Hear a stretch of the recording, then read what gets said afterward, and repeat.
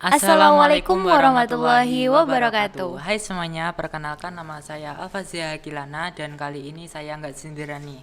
Ada teman saya yang akan menemani podcast kita kali ini. Sebelumnya bisa perkenalkan diri terlebih dahulu dong. Hai, perkenalkan nama saya Hilma Rofima Fudzah. Kami Kami dari dari SMA SMA Muhammadiyah Muhammadiyah 1 1 Ponorogo. Ponorogo. Gimana nih kabarnya teman-teman di rumah? Semoga semua dalam keadaan sehat walafiat ya. Amin. Amin. Kalian sendiri gimana kabarnya? Alhamdulillah sehat setelah sekian lama kita di rumah saja, akhirnya kita bisa beraktivitas normal kembali. Oke Kak, kelihatannya Kak Hilma selama pandemi tetap aktif dan produktif nih. Bisa dong share pengalamannya? Jadi sebenarnya produktif, inovatif, dan kreatif itu memang harus dibudayakan oleh pelajar ya teman-teman.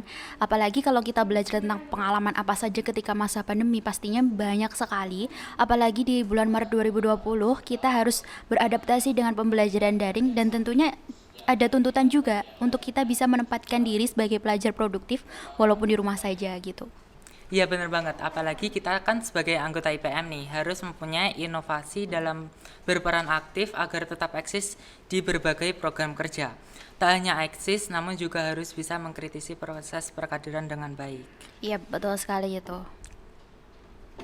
Oke Kak, kita kali ini bahas podcast apa sih? Jadi teman-teman, podcast kita kali ini akan membahas tentang generasi milenial Muhammadiyah yang nantinya akan siap menjadi pencerah dalam kesulitan. Wah, tema yang bagus ya. Lalu untuk Muhammadiyah itu sendiri gimana sih Kak? Apakah pemuda hari ini itu bisa dikatakan dengan generasi milenial? Iya, jadi generasi milenial Muhammadiyah itu adalah aku, kamu, dan kita. Jadi di mana yang dimaksudkan generasi milenial Muhammadiyah ini adalah pemuda milenial hari ini yang nantinya akan siap menjadi penerus tonggak perjuangan estafet di Muhammadiyah gitu. Oh, jadi pelajar Muhammadiyah itu termasuk generasi milenial ya Kak? Iya, benar sekali. Jadi pelajar Muhammadiyah itu termasuk generasi milenial dan tentunya generasi Muhammadiyah itu juga ada dari organisasi otonom lainnya gitu. Iya bener banget, dari NA, HW, TS, IMM, PM, dan lain-lain. Tentunya Muhammadiyah itu sendiri tak pernah kekurangan kader kan ya, karena Iya, jangkauannya yang luas tersebar di seluruh Indonesia. iya benar banget. By the way nih Kak, perkaderan di Ortom itu sendiri apakah ada perbedaan yang spesifik gitu? Iya, pastinya ada perbedaan ya teman-teman. Jadi setiap organisasi otonom itu pasti mempunyai perkaderan utama dan perkaderan khusus yang sifatnya itu sesuai dengan kebutuhan ortom itu sendiri. Nah, by the way nih, kamu tahu nggak sih manfaat atau tujuan dari proses perkaderan itu? Tahu dong, yang pasti untuk menyiapkan secara matang generasi Muhammadiyah agar menjadi kader militan yang siap kiprah di Muhammadiyah itu sendiri. Gitu kan ya? Iya bener banget, apalagi kita ya sebagai pelajar milenial, kita sebagai pemuda milenial, harusnya kita juga mampu menyertai proses perkaderan itu dengan tetap mengikuti perkembangan zaman. Jadi semakin canggihnya teknologi hari ini, itu kita harus memanfaatkannya dengan baik agar apa sih? Agar IPM itu tetap tidak ketinggalan zaman, tetap eksis dan berkemajuan gitu. Oke, lalu maksud dari generasi Muhammadiyah sebagai pencerah dalam kesulitan itu apa sih Kak? Jadi pencerah dalam kesulitan itu ibaratkannya seperti cahaya dalam kegelapan. Jadi kita sebagai pelajar itu harus mampu mengkritisi, harus mampu solutif dan kritis dalam menyelesaikan berbagai permasalahan yang ada gitu. Dan tentunya kita juga harus menjadi cahaya abadi dalam kita berdakwah amar ma'ruf nahi munkar di kalangan pelajar itu sendiri gitu. Iya, terus kita kan sebagai pelajar nih, ikut ambil peran apa aja sih Kak agar tetap menjadi cahaya dalam kegelapan yang Kak Hilma maksud? Kita sebagai pelajar harus baper dong. Baper? Iya baper, bawa perubahan bukan bawa perasaan. Jadi Oh, perubahan besar itu dapat dilakukan dengan memulai perubahan pada diri kita sendiri. Jadi kita sebagai pelajar Muhammadiyah tentunya kita harus punya ciri khas dari pelajar-pelajar lainnya gitu. oke bener banget. Kita kan sebagai pelajar harus berani tampil beda dengan ciri khas yang baik. Iya. Selain menjadi teladan untuk pelajar lainnya, tapi kita juga harus menjiwai proses perkaderan. Kader yang baik mulai disiapkan mulai hari ini karena apa? Karena pemuda hari ini adalah pemimpin masa depan.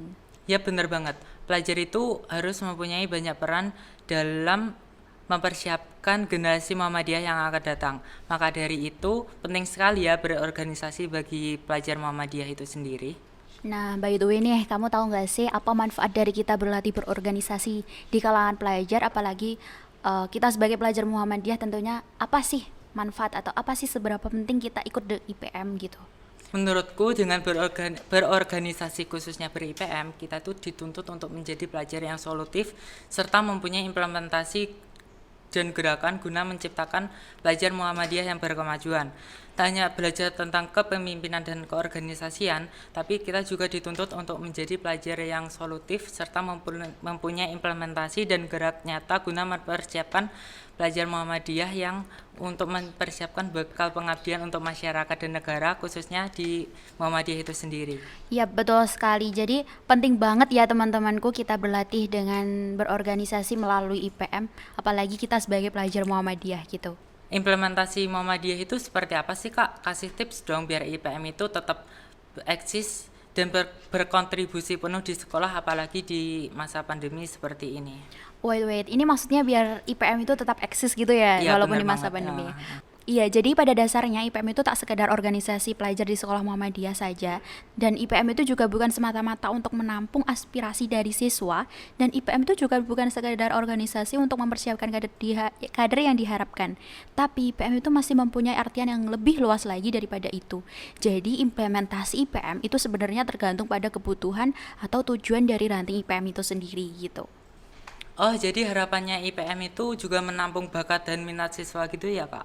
Iya, jadi sesuaikan dengan bakat minat dari anggota IPM itu sendiri. Jadi misal contoh kecilnya itu si A itu suka game online, maka biar IPM itu menarik, biar si A itu nyaman di IPM, maka IPM itu juga harus mampu memfasilitasi minat dari kader itu. Semisal mengadakan turnamen game online mungkin, atau semisal mengadakan mabar sebelum atau setelah rapat. Jadi intinya itu IPM itu biar dia nyaman di IPM gitu loh. Kayak contoh lain nih, semisal si B suka futsal. Ya setidaknya IPM sendiri terutama di bidang ASBO atau apresiasi seni budaya dan olahraga bisa memberikan jadwal latihan khusus ya, mungkin seminggu sekali atau 2 kali, atau mungkin sesuai kesepakatan bersama gitu ya. Iya, bener banget. Jadi apalagi di pandemi sebelumnya, event yang berbasis online itu menjadi alternatif dari teman-teman IPM. Dan tentunya IPM itu juga harus mampu mengemas event tersebut, bagaimana menarik peserta, bagaimana menarik anggota dari IPM itu sendiri gitu. Wah, berarti IPM sendiri itu punya banyak peran dong. Iya, bener banget. Jadi IPM itu punya banyak sekali peran di sekolah Muhammadiyah tentunya. Dan kita juga harus menanamkan pada diri kita, berikan kontribusi nyata kepada IPM gitu. Karena barang siapa yang menanam pasti akan menuai.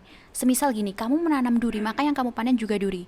Dan ketika yang kamu tanam adalah berlian, maka yang kamu panen juga berlian. Sama halnya di IPM. Jika kamu di IPM itu hanya ikut-ikutan saja, maka yang kamu peroleh hanyalah rasa lelah. Jadi yuk teman-teman kita semua, kita ubah mindset kita ubah niat kita untuk ber-IPM agar kader yang diharapkan IPM itu benar-benar terlaksana gitu.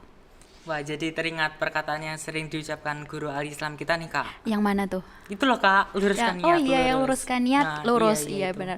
Oke, jadi kesimpulan podcast kita kali ini yaitu kita sebagai pelajar Muhammadiyah tentunya kita harus ikut ambil peran dalam mempersiapkan generasi milenial Muhammadiyah yang nantinya siap menjadi pencerah dalam kesulitan gitu. Apalagi kita sebagai pelajar Muhammadiyah, kita harus bawa perubahan dengan memulai pada diri kita sendiri gitu. Nah, dengan cara apa sih? Dengan cara kita berlatih berorganisasi mulai dari sekarang. Kita berlatih berorganisasi khususnya ber-IPM mulai hari ini di kalangan pelajar. Oh ya, bagi teman-teman di rumah nih, saya teringat sepatah kata yang diucapkan oleh pepatah yang bunyinya tuh gini. Utlubu ilmah minal mahdi ilal lahdi. Artinya, tuntutlah ilmu dari buayan hingga liang lahat. Oke, sekian dari kami. Apabila ada kesalahan kata atau yang tidak berkenan di hati teman-teman di rumah, saya mohon maaf yang sebesar-besarnya. Akhirnya, Nun wal qalami wa ma yasturun fastabiqul khairat. Wassalamualaikum warahmatullahi wabarakatuh.